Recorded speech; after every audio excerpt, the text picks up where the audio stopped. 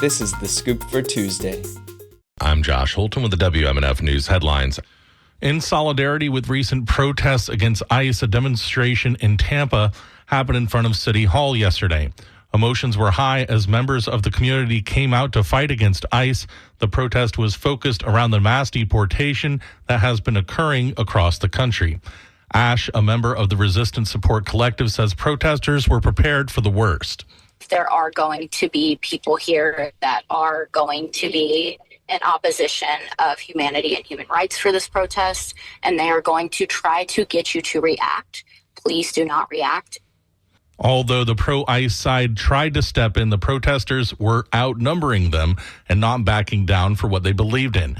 Tension rose high between the two sides, and there were a few minor altercations, but overall the protest remained peaceful. New research from the University of South Florida's College of Marine Science sheds light on how rivers may affect the rapid intensification of hurricanes. WMNF's Chris Young reports that USF researchers hope this information can improve future hurricane forecasts. When river water mixes into the ocean, it forms a water mass called a river plume.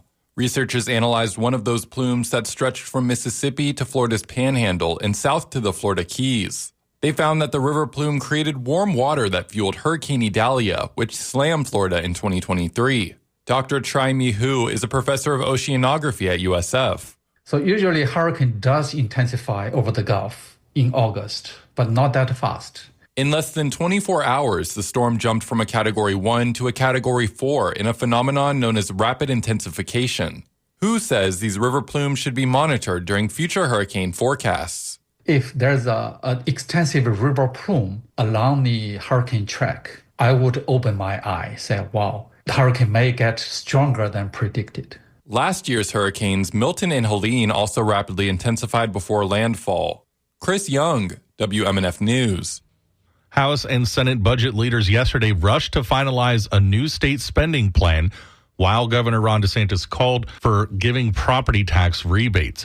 Senate Appropriations Chairman Ed Hooper of Trinity and House Budget Chairman Lawrence McClure of Dover swapped budget offers yesterday. As an example, McClure said they had agreed to spend $25 million on the state's job growth grant fund, while the governor can use for regional infrastructure projects or workforce training. Meanwhile, the Senate continued to target eliminating 334 vacant positions within the Department of Commerce, the Department of Highway Safety and Motor Vehicles, the Department of State, the Department of Transportation, and the Division of Emergency Management. The House proposed eliminating 513 positions at those agencies. Lawmakers could vote on a budget early next week in advance of the July 1st start of the state fiscal year. DeSantis has repeatedly called for providing a property tax rebate to homesteaded property owners and then going to voters next year with a proposal to cut or eliminate property taxes. House and Senate leaders on May 30th jointly released a framework for a $2.25 billion tax package that did not include property tax rebates. The BET Awards delivered a night of major star power and poignant moments as it marked its 25th anniversary with a mix of comedy, emotion, and calls for justice. The awards aired live last night from the Peacock Theater in Los Angeles. Tampa-born artist Doechii made her presence felt early during the ceremony during her acceptance speech for Best Female Hip-Hop Artist to draw attention to the immigration raids and protest crackdowns taking place just miles from the venue. After being named Best Female Hip-Hop Artist, her first ever BET award, Doechii acknowledged her fellow nominees, then shifted the spotlight to issues unfolding outside the venue, saying, quote, "There are ruthless attacks that are creating fear and chaos in our communities in the name of law and order," unquote.